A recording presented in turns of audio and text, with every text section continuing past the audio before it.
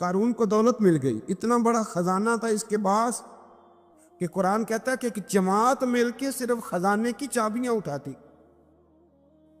یعنی یہ معاذ اللہ کوئی گپ نہیں، یہ قرآن مجید نے بیان فرمایا کہ ایک جماعت مل کے صرف خزانے کی.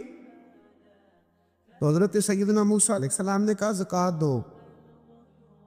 زکوٰۃ کے معاملے میں لوگ ہیل و حجت سے کام لیتے، غریب ہو جاتے. اس کو کہا زکوٰۃ دو تو کہنے لگا آپ کی تو میرے مال پہ نظر ہے. اب نے فرمایا تو بڑا بیوقوف ہے، مال تجھے اللہ نے دیا ہے نا، تو اللہ کے رستے میں دے.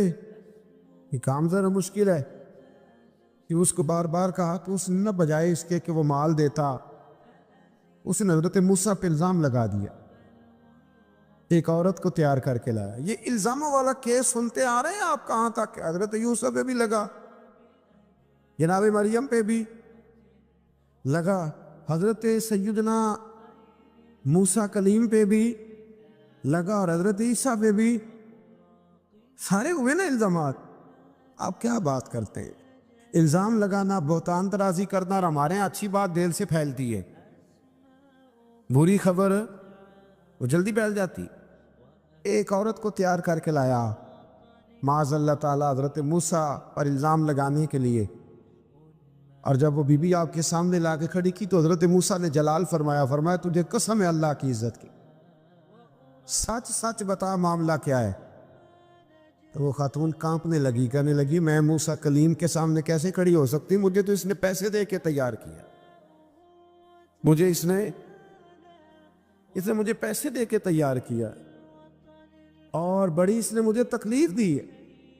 یہ جب کہا تو حضرت موسیٰ علیہ السلام رونے لگے کہ تو سارا کچھ کرتا پر میری سفید چادر پہ داغ تو نہ لگانے کی کوشش کر. آپ رونے لگے.